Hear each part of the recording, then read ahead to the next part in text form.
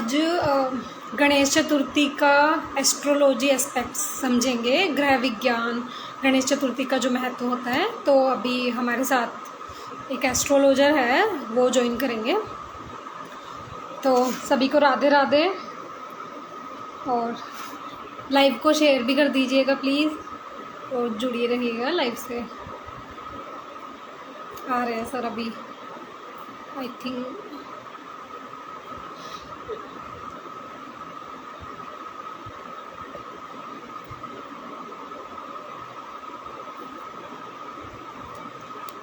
And एक live 8 बजे भी है, तो तब भी ज्वाइन करना सब।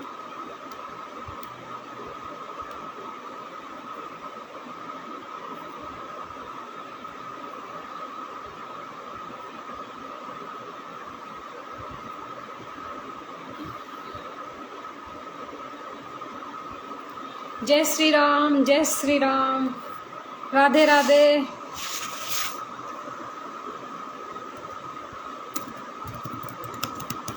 एक बार मैसेज कर देती हूँ सर को, आए नहीं अभी तक।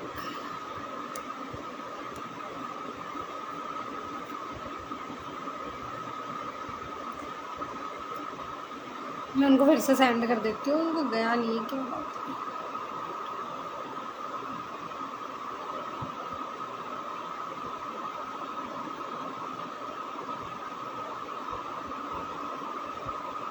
ठीक है सर, आ चुके हैं सर। आप मेरे को रिक्वेस्ट सेंड कीजिए। मैं थोड़ा सा एक्सेप्ट करने में होती है प्रॉब्लम। जी मैं लगाऊंगी तिलक। नमस्कार। नमस्कार सर, जय श्री राम, राधे राधे। राधे राधे, जय श्री राम। कैसे हैं आप लोग? बढ़िया बढ़िया सर, राधा रानी की कृपा है। बहुत बढ़िया। तो सबसे पहले धन्यवाद, थैंक यू सो मच, आपने मेरा इनविटेशन एक्सेप्ट किया और हमें गणेश बहुत बहुत चतुर्थी का। धन्यवाद। सर मैं थैंकफुल हूँ आपको। एंड मतलब गाइस, मैं बताना चाहूंगी, सर जो है वो जो एस्ट्रोलॉजी में पीएचडी होल्डर है एंड 20 इयर्स का एक्सपीरियंस है एस्ट्रोलॉजी फील्ड में। एंड सर जो है इंस्टाग्राम पे भी एस्ट्रोलॉजी का बताते हैं, और India leading, I think sir कुछ बताया था, मेरे को थोड़ा सा याद नहीं है अभी। तो मतलब सर मेरे को थोड़ा सा, मैं भूल रही हूँ वो चीज, इंडिया लीडिंग पंचांग समथिंग लाइक ऐसा कुछ था। तो उसमें है लाला राम, ऐसा कुछ आपने बताया था। एंड आज हम सर के साथ लाइव इसलिए आए हैं क्योंकि गणेश चतुर्थी आ रही है, तो हमें गणेश चतुर्थी का महत्व, गणेश चतुर्थी का ग्रह विज्ञान, बहुत सारी ढेर सारी बातें करनी है। और सनातन विज्ञान जो है वो बहुत बड़ा है, तो एस्ट्रोलॉजी भी उसका पार्ट है। Am I correct? If I am correct, right? तो सनातन बहुत बड़ा है, सब कुछ तो नहीं जान सकते, बट मैं ट्राई करती हूँ कि जितना हो सके मैं नॉलेज सनातन के लिए ले सकूं। तो मेरा मोटिव यही है। सर आप कुछ कहना चाहेंगे? क्वेश्चन स्टार्ट सबसे करूँ या फिर आप? हाँ, मुझे आपकी आवाज़ आ रही है और बहुत बहुत धन्यवाद, आपने इतना अच्छा इंट्रो दिया उसके लिए। दूसरा क्या है कि सनातन धर्म जो है वो 33 कोटि देवताओं का है। इसको आप करोड़ मत समझिए, 33 कोटि देवताओं का है। कोटि में अनंत होते हैं और सर इसमें प्रधान देवता भी माने जाते हैं। अब बात आती है कि यहाँ हम बात करने जा रहे हैं गणेश जी को लेकर के। कुछ गणेश जी को सवाल हैं आपके, या गणेश जी कैसे बिठाना चाहिए, गणेश जी की मूर्ति किस प्रकार होना चाहिए, बेसिकली गणेश जी प्रथम ही पूज्य क्यों है, ये सारे प्रश्न उठते हैं। और इन प्रश्नों के उत्तर जो है वो भगवान गणेश स्वयं देते हैं। पर इनको समझने के पहले हमको ये समझना चाहिए कि गणेश जी कहाँ से प्रादुर्भाव होता है। कुछ लोग कहते हैं कि गणेश जी, अक्सर आपने भी सुना है, मैंने भी सुना है, गणेश जी जो है पार्वती जी एक बार स्नान करने गई थी जी और पहले नहीं था, तो उन्होंने अपने शरीर पे उपटन लगाया हुआ था। उस उपटन से एक मूर्ति बनाई और उससे भगवान गणेश का प्रादुर्भाव हुआ और उनको जो है अपने रक्षक के रूप में उन्होंने द्वारपाल के रूप में स्थापित किया। और भगवान शिव जब आए, उनसे युद्ध हुआ, उन्होंने क्रोध में उनका सिर काट दिया और फिर जो है उनको एक हाथी का सिर लगाया। ऐसा हमने कहानी सुनी है, आपने भी सुनी है, मैंने भी सुनी है। जी असल सर, जी हाँ। में जो कहानी है, बेसिकली गणेश जी अगर ऐसे होते तो फिर भगवान शिव और माता पार्वती के विवाह में सबसे पहले भगवान गणेश का पूजन कैसे होता? अगर गणेश जी का प्रादुर्भाव माता पार्वती से हुआ तो वो तो बट ऑब्वियस है, माता पार्वती से हुआ है तो वो बाद में हुआ, विवाह के पहले कैसे थे? तो गणेश जी जो है वह अनादि है, सतयुग में भी है, त्रेता में भी है, द्वापर में भी है और कलयुग में भी विद्यमान है भगवान गणेश। इसीलिए उन्हें प्रथम पूज्य माना जाता है। दूसरी बात कि भगवान गणेश जो है वे जो है वह उनका नाम सबसे पहले है गुणेश। जो गुणों से युक्त है वह गणेश बनते हैं बाद में।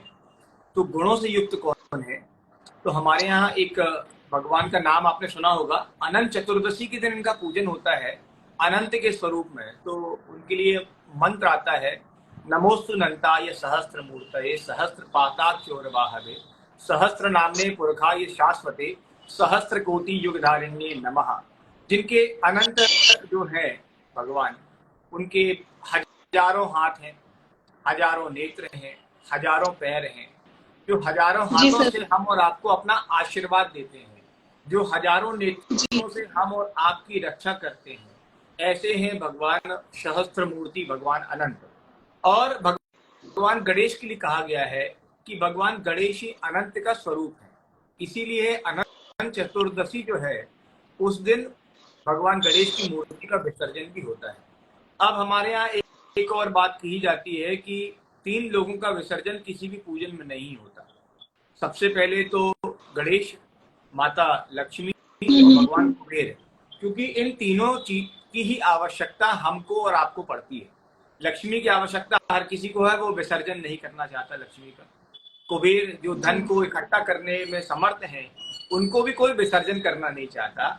और भगवान गणेश जो प्रथम पूज्य हैं, जो बुद्धि के देवता हैं, जो सुख समृद्धि के देवता माने जाते हैं, उनको भी कोई विसर्जन नहीं करना चाहता। तो इसलिए हमारे यहाँ मंत्र भी आता है जब हम पूजन समाप्त करते हैं और देवताओं का जब हम विसर्जन करते हैं तो उसमें मंत्र आता है कि यान्तु देवगणा सर्वे पूजा मादाय माम की इष्ट कामनात सिद्ध्यर्थम पुनरागमनाय च लक्ष्मी गणेश कुबेरश्च विहाय। विहाय का मतलब होता है आप यहाँ रुक जाइए, और बाकी जितने भी देवता हैं जो जहां से भी आए हैं वह अपने धाम पर वापस जाएं। जब हमारी कोई इष्ट कामना होगी, जब हमारी पुनः कोई हम यज्ञ कर रहे होंगे, कोई पूजन कर रहे होंगे, तो हम उसमें आपको पुनः आपको आमंत्रण देंगे और उसका विसर्जन भी कर देंगे। तो इस प्रकार भगवान गणेश अनादि है और भगवान गणेश जो है वो गणेश के रूप में स्थापित हुए। बेसिकली भगवान शिव और माता पार्वती एक बार त्रिसंध्या नाम के एक पर्वत पर बैठे हुए थे। देवताओं और राक्षसों का युद्ध था और राक्षस जो थे उसमें बहुत से राक्षस ऐसे थे जिन्होंने देवताओं पर अपना आधिपत्य हासिल कर लिया था। भगवान शिव और माता पार्वती जो है वह त्रिसंध्या नाम के एक पर्वत पर विराजमान थे, दोनों चर्चाएं कर रहे थे। और उन्होंने, माता पार्वती ने ये प्रश्न किया भगवान शिव से, प्रभु आप बताइए कि ये देवता हारते क्यों हैं, या देवताओं में ऐसा क्या नहीं है जिस कारण से ये हार जाते हैं। तब भगवान शिव ने माता पार्वती से कहा था कि एक देव है जिनका नाम है गुणेश, 33 कोटि देवताओं में, और ये जो गुणेश हैं यही उन राक्षसों का वध करे। तो वो राक्षस जो थे उनकी एक अलग अलग डेफिनेशन थी कि जैसे आपने सुना होगा महिषासुर, तो महिषासुर को मारने के लिए माता को आना पड़ा था। फिर कामदेव जो है वह भगवान शिव के पास गए थे उनकी तपस्या को मूर्छित करने, उनकी तपस्या को भंग करने के लिए। फिर उसके बाद में बहुत सारे ऐसे राक्षस हैं, समयंतक राक्षस है जिनको देवता नहीं मार पा रहे थे। तो अलग अलग रूप धर करके, चाहे विष्णु हो चाहे शिव हो और चाहे ब्रह्मा तो बेसिकली क्रिएटर है, तो वो तो बैठे रहते हैं बेचारे, कुछ करते नहीं है। बट दोनों का जो रोल है ब्रह्मा और शिव का, वो दोनों आपस में अपना रोल निभाते रहते हैं।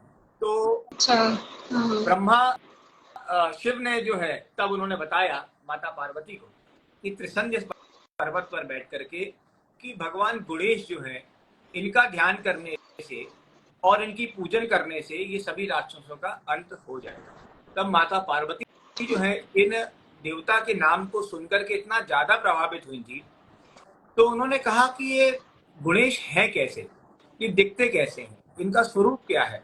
भगवान शिव भी इसका उत्तर नहीं जाने। तब माता पार्वती ने ऐसे मन में विश्वास किया कि भगवान गणेश जो है, मैं इनको अपने पुत्र के रूप में प्राप्त करना चाहती हूँ, क्योंकि उनका कोई स्वरूप तो था नहीं, उनको देखा था नहीं, तो उनको किस प्रकार पूजित किया जाए, उनको किस प्रकार पूजन की जाए।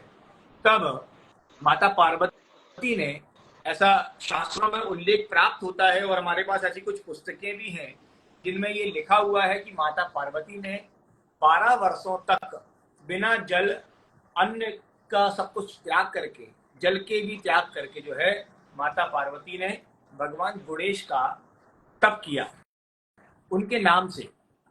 और उसके अच्छा। बाद में कुछ क्षणों के लिए भगवान गणेश जो है उनके सामने प्रकट हुए, परंतु माता पार्वती उनको पहचान नहीं पाई।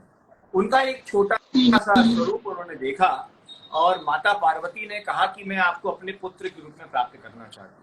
तब उन्होंने आशीर्वाद दे करके एवं वस्तु कह करके वहां से जो है वह तुरंत ही अंतर ध्यान हो गया। माता पार्वती बहुत ज्यादा विचलित हुई कि ये कैसे हुआ कि भगवान हमारे सामने आए भी और चले भी गए, मैं उनका दर्शन भी ठीक से नहीं कर पाई, मैं उनको पहचान भी नहीं पाई और कुछ भी नहीं हुआ, और मेरा जो है, मेरा सब कुछ, इतने वर्षों की जो मेहनत थी वह समाप्त हो गई। तब भगवान गणेश ने कहा था उनको कि आप मेरे तप करने के कारण मैं आप पर प्रसन्न हूं और आपको जो है अपनी माता के रूप में स्थापित करूंगा।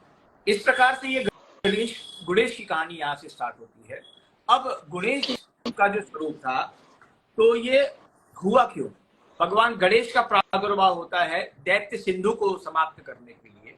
सबसे पहले जो सिंधु नामक एक दैत्य था, उसने सारे देवताओं को जीत लिया था, और उन देवताओं को जब उन्होंने हार अपनी मान ली तो भगवान शिव की शरण में गए थे, और शिव ने ही ऐसा बतलाया था कि हमारा एक पुत्र होगा। भगवान गणेश तो त्रिलोकी है, भगवान शिव तो त्रिलोकी है, उनको सब कुछ पता होता है कि कब क्या होना है, तो इसीलिए उन्होंने पहले से ही बता दिया था कि हमारा एक पुत्र होगा। अब यह तो मानस पुत्र हैं भगवान शिव के, औरस पुत्र तो स्वामी कार्तिकेय हैं, जैसा आप सभी लोग जानते हैं।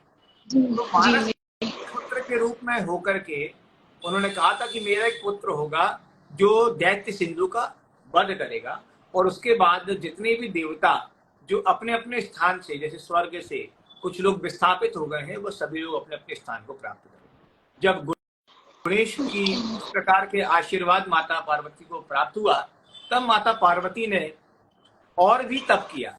तो वह कितने 16 वर्षों का तप है, ऐसा लिखा हुआ है पुस्तक में, कि उसके बाद माता पार्वती ने जो है 16 वर्ष और तप किया, और उस तप के प्रभाव से भगवान गणेश जो है वह विनायक के रूप में उपस्थित हुए, और विनायक के रूप में जो है माता पार्वती के सामने उपस्थित हुए।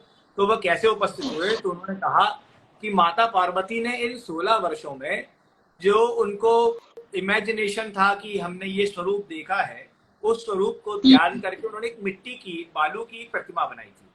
जैसे तीजा में आपने सुना होगा कि भगवान शिव की उन्होंने प्रतिमा बनाई थी, क्योंकि शिव तो निराकार है, परंतु गणेश जो है वो तो निराकार नहीं, साकार स्वरूप में थे।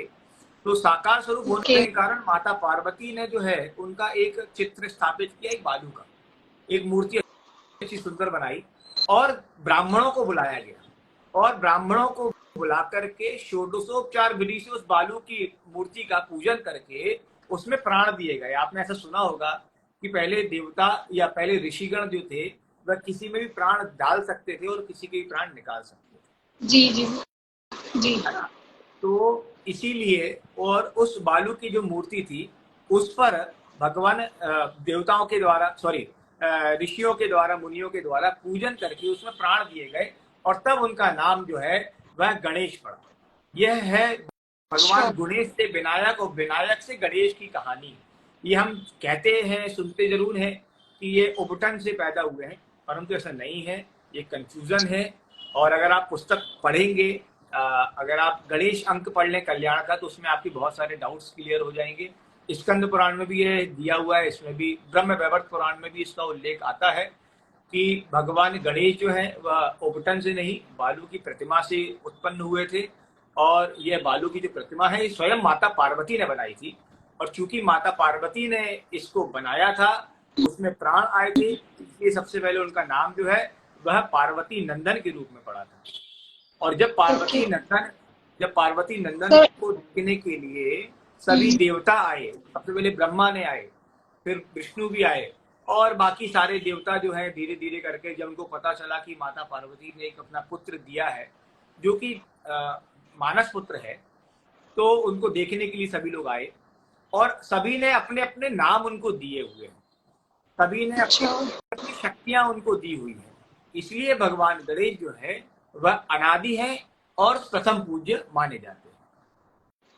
ओके ये है सर। माता मेरा पार्वती। जी हाँ जी सर, मेरा एक क्वेश्चन था कि गणेश जी की जो मूर्ति बनाई थी माता पार्वती ने, वो मतलब वो हाथी वाला फेस नहीं था, मतलब कोई और फेस था। हाँ ओके, तो मतलब शिव जी ने उनका सर धड़ मतलब काटा था, तो वो मतलब स्टोरी सही है। हाँ, ये स्टोरी सही है कि उनका धड़ जो है वह काटा था, और भगवान शिव जो है वह हम्म। पूरे वर्ल्ड के सबसे पहले डॉक्टर हैं शल्य चिकित्सा में, हाँ जिन्होंने एक सर को दूसरे सर के साथ में कनेक्ट कर दिया था। मतलब एक आदमी का एक पूरी बॉडी है, और उस बॉडी को एक हाथी के, एक जानवर के से साथ कनेक्ट कर दिया। तो वो इकलौते पहले डॉक्टर भी हैं शल्य चिकित्सा में जिन्होंने ऐसा काम किया जी था। बट अगर आप विचार करें तो शायद आपका ही एक प्रश्न था कि उत्तर दिशा की तरफ ही क्यों गए थे, राइट? आपने एक प्रश्न किया था, तो हाँ जी। उसका मैं जवाब आप सबको देना चाहता हूँ, शायद वह लोगों को ना पता हो। बेसिकली जो भगवान शिव है वह कैलाश पर्वत पर रहते हैं, मतलब हिमालय क्षेत्र है। हिमालय जी क्षेत्र पूरे वर्ल्ड में ऐसा कोई भी एरिया नहीं है जहां पर हिमालय क्षेत्र जैसी खूबसूरती हो। हिमालय क्षेत्र को जी देव स्थान कहा जाता है, भगवान सारे देवता यहाँ निवास करते हैं ऐसा माना जाता है। और हिमालय जो है वह भारत की उत्तर दिशा की ओर है, और हिमालय का भी जो उत्तरी भाग है, मतलब भारत का उत्तरी भाग हिमालय जो ऊंचाई पर है, हाइट पर है, उसके बाद में उस हाइट के बाद में भी और हाइट है, कैलाश मानसरोवर जैसी हाइट है, उस भाग में रहते हैं सारे देवता। और ये जो हाथी का सिर है बेसिकली, तो इसके पीछे भी एक कहानी है, पर मैं वो कहानी आपको थोड़ा रुक के बताता हूँ। पहले आप ये समझिए कि उत्तर दिशा जी की तरफ क्यों। तो उत्तर दिशा की तरफ इसलिए गए क्योंकि उत्तर दिशा लक्ष्मी का दिशा मानी जाती है। वास्तु के अनुसार उत्तर दिशा यश, मान प्रतिष्ठा, वैभव, कीर्ति और लक्ष्मी का प्रतीकात्मक मानी जाती है। ऐसा माना जाता है कि भगवान विष्णु भी यहाँ निवास करते हैं। तो जब यहाँ निवास करते हैं नारायण, तो लक्ष्मी भी स्वाभाविक रूप से वहां पर निवास करेंगे ही करेंगे। तो इसीलिए जी उत्तर दिशा जो है वो सबसे अच्छी मानी जाती है। और जब भगवान शिव ने उत्तर दिशा की ओर जाने का आदेश दिया, तो सबसे पहले वह हाथी ही वहां सोता हुआ दिख रहा था, और हाथी और जी उसका बच्चा जो है जी वहां सोता हुआ दिख रहा था। तो उसका सिर ला करके यहाँ पर जोड़ दिया गया। अब ये हाथी के पीछे भी एक कहानी है कि हाथी का ही क्यों लाया गया। आप सुनना चाहेंगे हाथी? जी जी बिल्कुल सर। हाँ तो जी ये था कि एक बार इंद्र जो थे वह अपने रमण में लगे हुए थे, और उसी समय वहां से दुर्वासा ऋषि निकल रहे। दुर्वासा ऋषि के निकलने पर इंद्र ने उनको प्रणाम किया, क्योंकि दुर्वासा ऋषि बहुत ज्यादा क्रोधित ऋषियों में से माने जाते हैं। ऐसा कहा जाता है कि उनके क्रोध के आगे किसी की नहीं चलती। तो जब उनको देखा, इंद्र को देखा दुर्वासा ऋषि ने, तो दुर्वासा ऋषि के हाथ में कमल का पुष्प था। वह पुष्प जो है भगवान सॉरी दुर्वासा ऋषि ने इंद्र के अपने आशीर्वाद के स्वरूप में उनको दे दिया। अब चूंकि जो इंद्र थे वो तो अपने रमण में लगे हुए थे, उनका फूल कोई काम का था नहीं, क्योंकि वो किसी अपनी अलग अलग सुधबुध में थे। तो वो जो फूल था उन्होंने एक हाथी के मस्तक के ऊपर रख दिया, और वो जो हाथी था वह यही हाथी था जिसका सिर काट करके गणेश जी को लगाया गया। तो अच्छा ऐसा कहा जब दुर्वासा ऋषि ने इंद्र को कि ये जो कमल का पुष्प है ये जिसके पास भी होगा वह यश, मान, प्रतिष्ठा, लक्ष्मी से सदा युक्त रहेगा, ऐसा दुर्वासा ऋषि ने इंद्र से कहा था। क्योंकि इंद्र जो है अपनी सुधबुद्ध में नहीं थे, किसी और ही दुनिया में खोए हुए थे, तो इसीलिए वो उन्होंने फूल रख दिया हाथी के ऊपर, और हाथी का जो अच्छा। सिर था वो लगाया गया गणेश जी के ऊपर। तो इसीलिए भगवान गणेश के साथ में रिद्धि सिद्धि सदा साथ में रहती है। जो आपने सुना होगा कि उनका विवाह रिद्धि सिद्धि के साथ हुआ। तो रिद्धि और हाँ। सिद्धि दोनों साथ में रहने का कारण भी यही है कि जहाँ गणेश है, जहाँ यश है, जहाँ प्रतिष्ठा है, जहाँ लक्ष्मी है, जहाँ कीर्ति है, जहाँ सौभाग्य है, तो वहाँ रिद्धि और सिद्धि तो ऑटोमेटिकली आ ही जाएंगे। तो इसीलिए गणेश जी का जो चेहरा था, जो फेस था, वो भगवान गणेश के बाकी बॉडी में लगा दिया। सर एक और मेरा डाउट है कि रिद्धि और लक्ष्मी में क्या अंतर हुआ? लक्ष्मी भी तो मतलब वैभव की देवी है, और रिद्धि मतलब मेरे को थोड़ा सा डिफरेंस जानना है इसका। नहीं, हमारे यहाँ 7 प्रकार की लक्ष्मी का वर्णन आता है, और अच्छा। इसीलिए ओके। मंत्र भी आता है कि श्री लक्ष्मी घृतिर मेघा स्वाहा प्रज्ञा सरस्वती। ये आपने अक्सर देखा होगा कि एक ऐसा वी शेप में एक पूजन होती है, सप्तघृत मातृका उनको कहा जाता है, आपने सुना भी होगा। हाँ। तो हाँ। सप्तघृत मातृका मतलब 7 प्रकार की लक्ष्मी, और सबसे पहले लक्ष्मी आती है ऊपर श्री, और सबसे आखिरी में आता है सरस्वती। तो ऐसा कहा भी जाता है कि जिसके पास श्री है या जिसके पास धन है, वो अगर पढ़ा लिखा नहीं भी हो तो अपना पैसा वो अच्छे से चला लेता है। या इसको उल्टा करके अगर हम समझें, तो जो पढ़ा लिखा होगा, जो बुद्धिमान होगा, वो श्री को प्राप्त कर ही लेगा। दोनों अच्छा। उसके पूरक हैं। तो जहाँ लक्ष्मी है वहाँ रिद्धि सिद्धि रहती है, और भगवान गणेश के साथ में सदा लक्ष्मी का वास माना ही जाता है। इसीलिए रिद्धि सिद्धि जो है उनका ही स्वरूप या उनका ही प्रतीकात्मक माना जाता है। और ओके। सिद्धि जो है बेसिकली, सिद्धि मतलब किसी भी कार्य को सिद्ध करने के लिए आपको जी। भगवान गणेश की आवश्यकता है। और किसी भी रिद्धि, रिद्धि का मतलब क्या होता है, पहले तो हमको ये समझना चाहिए। हमारा जो भी ऑरा है वो हमारी रिद्धि हम्म। है। मतलब हम पॉजिटिव हैं, हमारा एक अलग ऑरा अगर बना हुआ है, क्रिएट हुआ है, तो वो रिद्धि कारण है। मतलब हमारा अगर मन में पॉजिटिविटी है, अगर हम पॉजिटिव हैं, हम दोस्त अच्छा सोचते हैं, तो स्वाभाविक सी बात है हमारा जो ऑरा होगा वो पॉजिटिव होगा। हाँ, बट यदि हम कुछ नेगेटिव लोगों के साथ में जुड़ जाएंगे तो निश्चित तौर पर हमारे अंदर भी थोड़ा बहुत नेगेटिविटी घुस सकती है। बट हाँ। रिद्धि जो है, आपके ऑरा को मजबूत रखने के लिए, आपको सदा पॉजिटिव रखने के लिए रिद्धि बहुत आवश्यक होती है। इसीलिए जो है रिद्धि और सिद्धि सदा भगवान गणेश के साथ में निवास करती हैं। आपने सुना होगा एक बार लक्ष्मी एक बार जो है ब्रह्मा की 2 पुत्रियां, जिसमें एक का नाम था सुमति और एक का नाम था कुमति। तो सुमति और कुमति जो है, इनकी भी स्टोरी है। उन्होंने एक बार दोनों के बीच में लड़ाई हुई और ब्रह्मा से पूछा गया कि बताइए कि हम दोनों में से ज्यादा अच्छा कौन है। तब ब्रह्मा ने कहा कि आप दोनों का निर्णय तो हम दे देंगे, एक शर्त है, आप दोनों हमें चल के दिखाइए। तो उन्होंने कहा ठीक है, हम चल के दिखाएंगे। तो ब्रह्मा जी ने कहा कि सुमति तुम आते हुए दिखाओ, और कुमति तुम जाते हुए चल करके दिखाओ। तो सुमति ने आते हुए चल करके दिखाया और कुमति ने जाते हुए चल कर दिखाया। फिर दोनों ने अपना अपोजिट डायरेक्शन भी लेकर के दोनों ने चल के दिखाया। उसके बाद कहा कि ब्रह्मा जी से बताइए अब हम दोनों में से अच्छा कौन है, या हमारे में से ज्यादा जिसके पास में धन वैभव किसके पास रहेगा। तो ब्रह्मा जी ने निर्णय किया कि सुमति तुम आते हुए अच्छी लगती हो और कुमति तुम जाते हुए अच्छी लगती। इसलिए हमारे कहा है हमारे तुलसीदास जी ने कि सुमति कुमति सबके उर रही। सुमति और कुमति सबके साथ में रहती है, सदा रहती है। अच्छा। आपके साथ में भी है, मेरे साथ में भी। जो आपके अच्छे निर्णय है वो सुमति के कारण है, जो अच्छे आपके बुरे निर्णय है वह कुमति के कारण है। तो सुमति और कुमति की जो स्टोरी है वो आपके साथ में भी है, मेरे साथ में भी है। तो इसीलिए ब्रह्मा ने कहा कि सुमति तुम आते हुए अच्छी लगती हो और कुमति तुम जाते हुए अच्छी लगती हो। तो ठीक उसी प्रकार रिद्धि सिद्धि करती हैं, क्योंकि बुद्धि के देवता माने जाते हैं। तो बुद्धि के साथ में ही रिद्धि और सिद्धि का निवास रह सकता है, क्योंकि जब आपके पास बुद्धि होगी तभी आप अपने आप को व्यवस्थित भी रख सकते हो और तभी आप अपने आप को सिद्ध भी रख सकते हो। इसीलिए दोनों बहुत आवश्यक है। जी जी सर, बिल्कुल।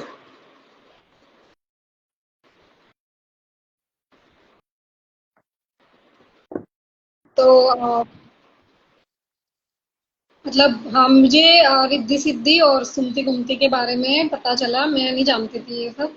और मेरे कुछ क्वेश्चंस है कि सर मेरे को ग्रह विज्ञान मतलब जो गणेश चतुर्थी पे ग्रहों का क्या योगदान रहने वाला है, मेरे को ये जानना था। सबसे पहले तो आप ये समझे कि गणेश चतुर्थी बेसिकली, गणेश चतुर्थी क्या है और जी इसका क्या रोल है। तो जी जब भगवान गणेश का प्रादुर्भाव हो गया, सभी देवताओं ने उनको आशीर्वाद दे दिया, सभी ने अपने अपने तरीके से कार्य कर लिए, तो गणेश जी का जो जन्म है, ऐसा माना जाता है शास्त्रों के अनुसार, चाहे आप धर्म सिंधु निर्णय सिंधु के अनुसार भी, कि भगवान गणेश का जो जन्म है वह मध्यान्ह काल में हुआ है। मध्यान्ह काल मतलब दोपहर का समय। और अच्छा भगवान गणेश का जो मूर्ति का पूजन भी किया जाता है वह मध्यान्ह काल में ही शुभ माना जाता है। तो इस बार थोड़ा सा प्रॉब्लम क्या है, 18 तारीख को तृतीया तिथि जो है, तृतीया मतलब हरितालिका तीज जिसे कहा जाता है, जिसमें भगवान शिव और माता पार्वती का पूजन होता है। और उसके जस्ट नेक्स्ट डे सबकी आदत थी कि जिस दिन तीजा है उसके नेक्स्ट डे भगवान गणेश जी को बिठाना है, ऐसा सब लोग मानते थे और आज भी होता ही है। कंफ्यूजन क्या है कि तृतीया तिथि जो है वह सुबह समाप्त हो जाएगी 10 बजे, 10 बजे 2 मिनट पर, और उसके बाद में गणेश चतुर्थी चालू हो जाएगी। तो हमारे यहाँ कहा गया है कि चतुर्थी तिथि जब मध्यान्ह काल में प्राप्त हो उस समय भगवान गणेश की मूर्ति की स्थापना करना चाहिए। तो चूंकि मध्यान्ह काल में या दोपहर के समय भगवान गणेश का पूजन इसलिए 18 तारीख को होगा क्योंकि उस समय चतुर्थी तिथि उस समय मिल रही है, तो इसलिए सबसे पहले भगवान गणेश का पूजन हो जाएगा।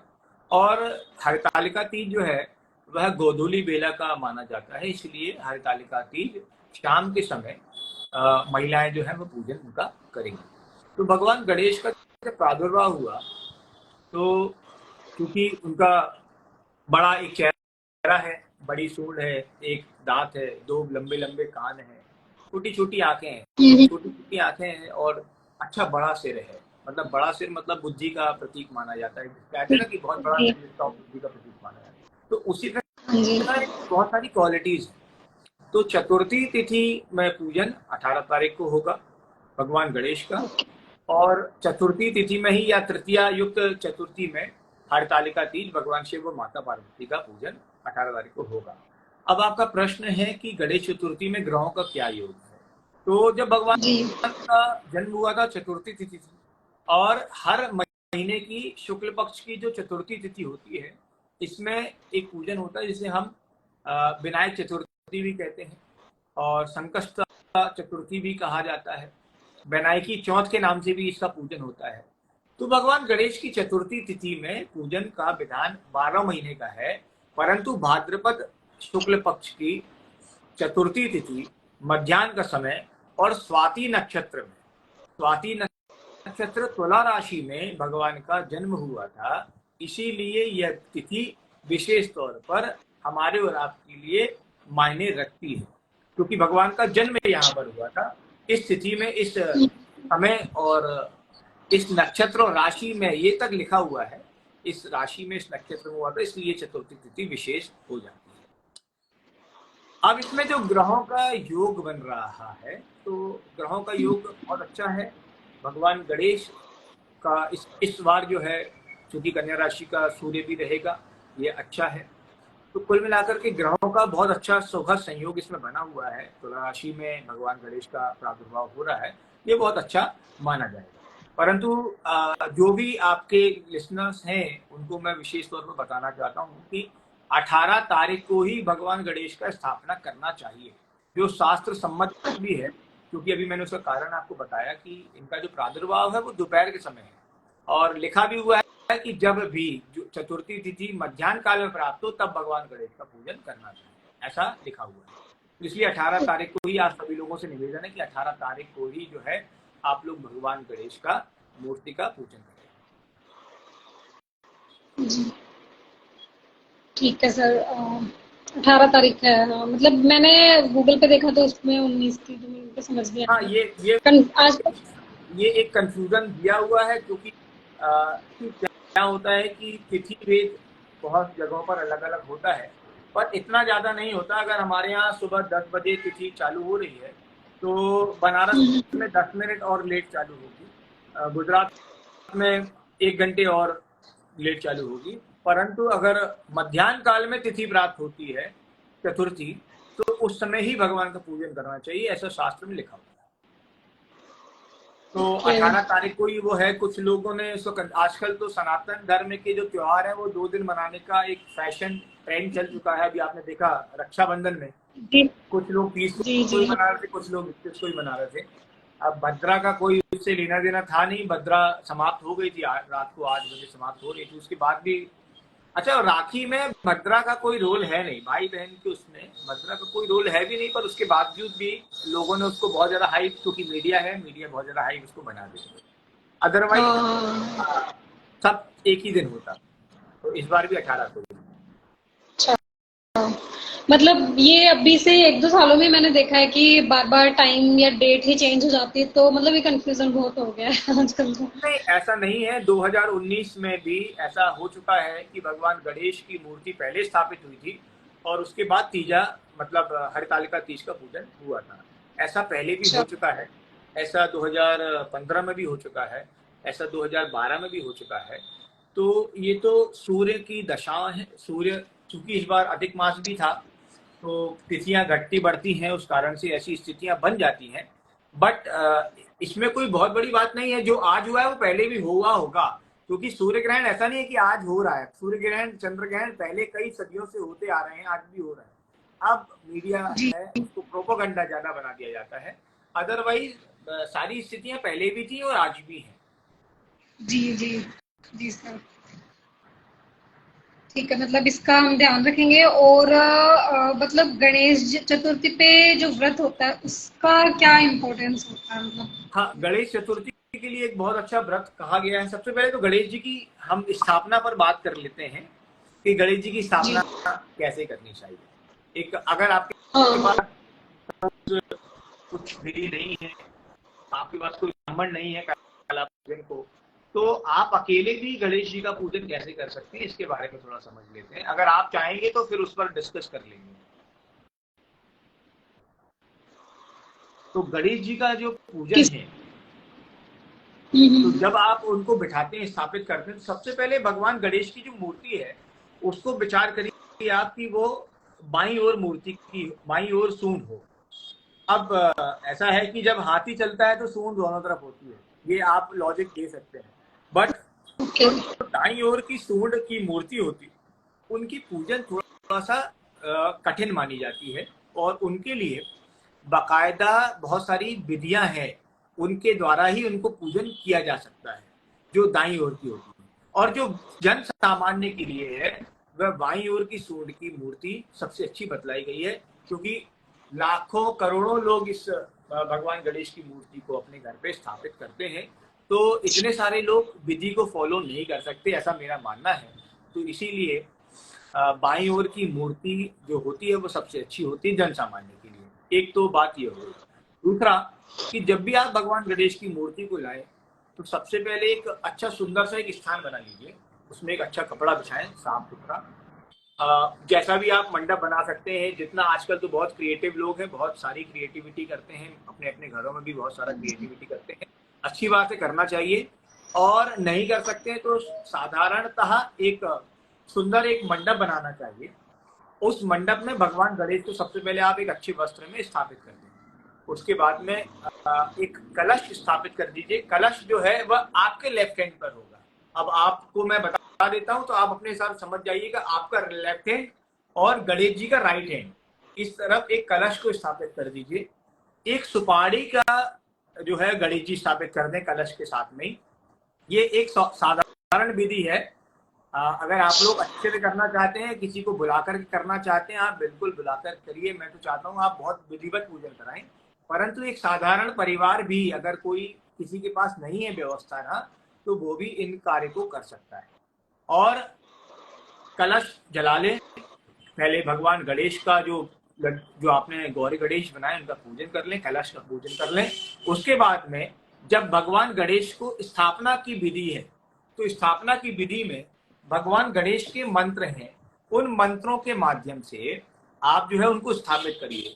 क्योंकि मूर्ति या तो मिट्टी की होगी और या फिर गोबर की। पहले तो गोबर की मूर्तियां बहुत चला करती थी, गोबर गणेश के नाम से भी चलते थे पहले, और अब तो जी क्योंकि पीओपी वगैरह यूज करने लगे हैं। अदरवाइज मिट्टी की मूर्ति जो है उनका आपको प्राण प्रतिष्ठा अगर करना है और मंत्र नहीं आते, तो भगवान गणेश की मंत्रों के लिए एक साधारण विधि दी हुई है, और वह उसमें 10 मंत्र हैं। तो वह मैं आपको बता देता हूँ कि ओम जी सर। गणाधिपाय नमः, मतलब ये मूर्ति को आपको स्पर्श करना है, भगवान गणेश के चरणों को स्पर्श करके आपको कहना है ओम गणाधिपाय नमः, ओम उमापुत्राय नमः, ओम विघ्ननाशनाय नमः, ओम विनायकाय नमः, ओम ईशपुत्राय नमः, ओम सर्व सिद्धि प्रदाय नमः, ओम एकदंताय नमः, ओम एववक्त्राय नमः, ओम मूषक वाहनाय नमः, ओम कुमार गुरुवे नमः। ये 10 मंत्र हैं। इन 10 मंत्रों के माध्यम से आप उस मूर्ति में प्राण डालते हैं। क्योंकि आप 10 दिन के लिए वो मूर्ति रख रहे हैं, तो बेसिकली मूर्ति को स्टैच्यू नहीं रख रहे आप घर में ना, जी आप भगवान गणेश जी की मूर्ति को स्थापित कर रहे हैं, तो इसीलिए उस मूर्ति में प्राण होना बहुत आवश्यक है। तो मूर्ति में सबसे पहले इन मंत्रों के माध्यम से प्राण दिए जाते हैं।